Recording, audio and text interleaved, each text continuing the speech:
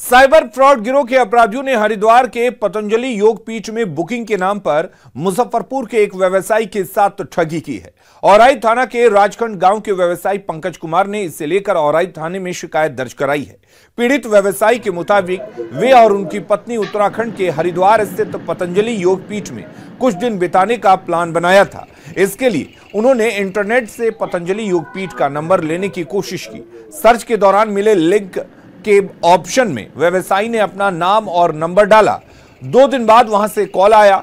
Call करने वाले ने खुद को पतंजलि योगपीठ का कार्यकर्ता बताया, जिसने रूम बुकिंग करने को लेकर वहां लगने वाले चार्ज के कई पैकेज को भी भेजा। पैकेज पसंद करने के बाद रजिस्ट्रेशन चार्ज समेत बुकिंग फी की बात कही गई, साथ ही ऑनलाइन भुगतान को कहा गया, जिसके बाद व्यवसायी ने तीन बार में 67,822 रुपए ट्रांसफर किए। 5 जनवरी की बुकिंग। इस स्मार्टफोन के युग में भी ये फोटो स्टूडियो बना के साल में 30 लाख कमा रहे हैं। आपको भी ये कमाना है, उनसे सीखना है तो फ्रीडम ऐप को अभी डाउनलोड कीजिए। हुई 1 जनवरी को एक परिचित के कहने पर व्यवसायी को संदेह हुआ और उन्होंने कहीं से पतंजलि योगपीठ के नंबर का जुगाड़ किया और वहां जब कॉल किया तो हैरान रह गए। उन्हें बताया गया कि उनके नाम की कोई बुकिंग नहीं हुई है। बैंक का नाम और अकाउंट नंबर भी पूछा गया। बताया गया कि पतंजलि योगपीठ का ऐसा कोई अकाउंट नहीं है। तब जाकर कारोबारी को अपने साथ हुए साइबर फ्रॉड को लेकर जानकारी मिली। कारोबारी ने औराई थाने में शिकायत दर्ज कराई है, जिसके बाद पुलिस जांच में जुट गई है। मेरा रिजर्वेशन 2 तारीख का था, पतंजलि जाने का 4 तारीख का वो पूरा रिसीट भेजे हुए था बुकिंग का। जब 1 तारीख को हम कॉल किए, हमको मालूम हुआ कि एक पुपड़ी का दुकानदार का इसी फर्जी पतंजलि के नाम पर पैसा ठग लिया। तो हम कॉल लगाए पतंजलि में। जो वहां कॉल लगाए तो वहां से बताया गया कि जो आपके नाम से कोई बुकिंग नहीं है। फिर मोबाइल नंबर मांगा, मोबाइल के नाम पर मोबाइल नंबर से भी बुकिंग नहीं था। फिर बैंक अकाउंट वो पूछा तो वहां से बोला गया कि नहीं, मेरा बैंक अकाउंट नहीं है, जो आपका कहीं फ्रॉड हो गया, जो आप पुलिस थाने में अपना कंप्लेन करें। बिहार में शराबबंदी है, लेकिन ना शराब तस्कर मान रहे हैं और ना ही शराबी। पूर्णिया समरणालय परिसर में प्रशासन के नाक के नीचे बैठकर शराबी शराब पी रहे हैं और प्रशासन को मुंह चिढ़ा रहे हैं। पूर्णिया के समरणालय परिसर में जल जीवन हरियाली योजना के तहत बना तालाब है।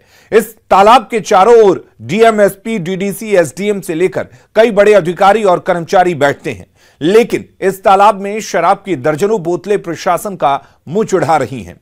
यहां कभी चोरी छुपे तो कभी खुलेआम लोग शराब पीते हैं और बोतल समरणालय परिसर के तालाब में फेंक देते हैं। बिहार में 2016 से ही शराबबंदी है। इसके बावजूद भी ये पूर्णिया के समरणालय परिसर के इस तालाब में दर्जनों बोतलें, शराब की बोतलें और कोडीन की बोतलें फेंकी हुई है। ऐसे में खुद आप समझ सकते हैं कि किस तरह की बिहार में शराबबंदी है। हमारे साथ यहाँ के अधिवक्ता हैं दिलीप कुमार दीपक जी, इनसे बात करते हैं। सर, ये शराब की बोतलें यहाँ पर दिख रही है, क्या कहेंगे? क्या कहेंगे, बिहार में माननीय मुख्यमंत्री नीतीश कुमार जी ने शराबबंदी लागू किया है और हम भी शराबबंदी के पक्षधर हैं। लेकिन शराब बंद हो और उसके बाद समरणालय परिसर में बोतल मुंह उठा उठा के चीख के चिल्ला के कह रहा हो कि देखो कहाँ है शराबबंदी, मैं तो खुलेआम यहाँ दिखलाई दे रहा हूँ। तो इस पर कार्रवाई करने की आवश्यकता है। जिला पदाधिकारी ने इस पोखर को हाल ही में साफ करवाया। उनका विकासात्मक रुख है, लेकिन बावजूद उनके नाक के नीचे ये काम हो रहा है। ये भी देखना उनकी जवाबदेही है। बल्कि जो धंधेबाज हैं, जो शराब का धंधा खुलेआम कर रहे हैं, घर घर में होम डिलीवरी कर रहे हैं, ऐसे लोगों को पकड़ने की सख्त आवश्यकता है। ये जो दिख रही है यहाँ पर कोडीन की बोतलें, शराब की बोतलें, क्या कहेंगे? ये कई बड़े अधिकारी भी यहाँ पर बैठे हुए हैं। देखिए, ये तो काफ़ी दुखद बात है।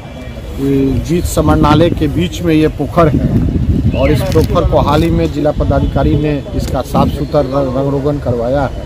इसके बावजूद शराब यहाँ पाया जाना, भारी मात्रा में शराब की बोतलें, ये बड़ा दुखद बात है। और कोडीन लिंटस के विषय में हम ये कहना चाहेंगे कि कोडीन लिंटस जो है आपको हर एक मोहल्ले में आपको उसकी बोतलें गली में मिलेगी।